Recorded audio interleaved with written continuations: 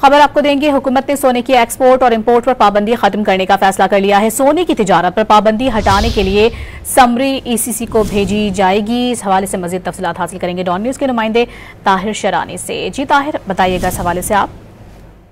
जी, वजारत तिजारत ने इस साल 6 मई को जारी किए गए हुक्मनामे के तहत सोने की तिजारत को मुनज़्ज़म करने वाला मज़कूरा एसआरओ जो दरामद और बरामद से मुताल्लिक है, उसमें स्मगलिंग के इल्जामात की बुनियाद पर 60 रोज के लिए मुअत्तल किया गया था और मुसलसल ताखीर के बायस जेवरात की बरामदात बंद और बरामदगान को शदीद माली बहरान का शिकार हैं। इस सिलसिले में अब सोने की दरामद और बरामद से मुताल्लिक मुअत्तल शुदा एसआरओ की बहाली के लिए अहम पेशरफ्त सामने आई है।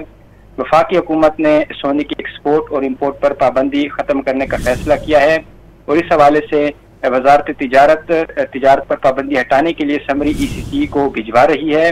इस साल मई में जो सोने के एक्सपोर्ट और इम्पोर्ट पर पाबंदी आयद की गई थी, उसके बाद वजारत तिजारत ने वज़ीर-ए-आज़म ऑफिस को एक खत लिखा था जिसमें दरखास्त की गई थी कि जो ये एसआरओ मुअत्तल किया गया है उसको बहाल कर दिया जाए। तो उसके बाद कई खतूत लिखे गए लेकिन वज़ीर-ए-आज़म ऑफिस की जानिब से मंजूरी नहीं दी गई थी।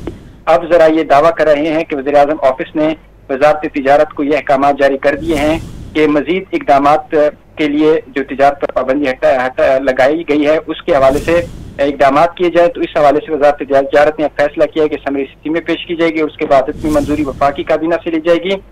सोने की स्मगलिंग की शिकायत पर एक्सपोर्ट इम्पोर्ट पर पाबंदी आयद की गई थी और हालिया महीनों में सोने की स्मगलिंग की कोई शिकायत मौसूल नहीं हुई, इसलिए अब ये फैसला किया गया है कि जो पाबंदी है इसको हटा लिया जाए। जी, बहुत शुक्रिया आपका ताहिर।